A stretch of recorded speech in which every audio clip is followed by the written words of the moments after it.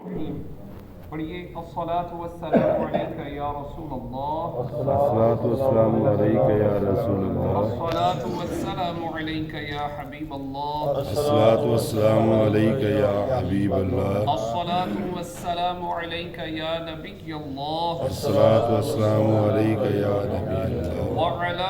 آلک واصحابک یا نور اللہ، وعلی آلک واصحابک یا نور اللہ، نویت سنت الاعتکاف۔ نویت سنت الاعتکاف۔ اللہ رب العزت کے آخری نبی مکی مدنی محمد عربی صلی اللہ تعالی علیہ وآلہ وسلم نے ارشاد فرمایا، جو مجھ پر 10 مرتبہ صبح اور 10 مرتبہ شام درود پاک پڑھے، اسے قیامت کے دن میری شفاعت ملے گی۔ صلو علی الحبیب صلی اللہ تعالی علی محمد صلی اللہ علیہ وآلہ وسلم۔ صبح کہتے ہیں آدھی رات ڈھلے سے لے کر سورج چمکنے تک، اور شام کہتے ہیں ظہر کا وقت شروع ہونے سے لے کر سورج غروب ہونے تک۔ 10واں سپارہ سورہ توبہ کی آیت نمبر 50۔ اللہ رب العزت کا فرمان عالی شان ہے، اِن تُصِبْكَ حَسَنَةٌ، اگر تمہیں بھلائی پہنچے، تَسُؤْهُمْ، تو انہیں برا لگے، وَإِن تُصِبْكَ مُصِیبَةٌ، اور اگر تمہیں کوئی مصیبت پہنچے، یقولوا، تو کہیں، قد اخذنا امرنا من قبل،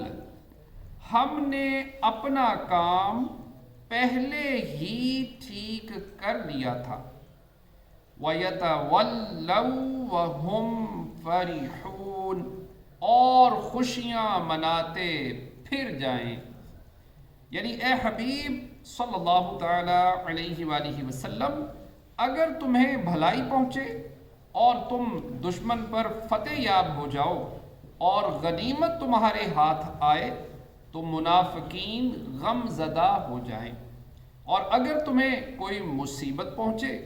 اور کسی طرح کی شدت کا سامنا ہو، تو منافقین یہ کہتے ہیں کہ ہم نے چالاکی کے ذریعے جہاد میں نہ جا کر اس مصیبت سے خود کو بچا لیا، تو گویا ہم نے پہلے ہی اپنا احتیاطی معاملہ اختیار کر لیا تھا، پھر مزید اس بات پر وہ خوشیاں مناتے ہیں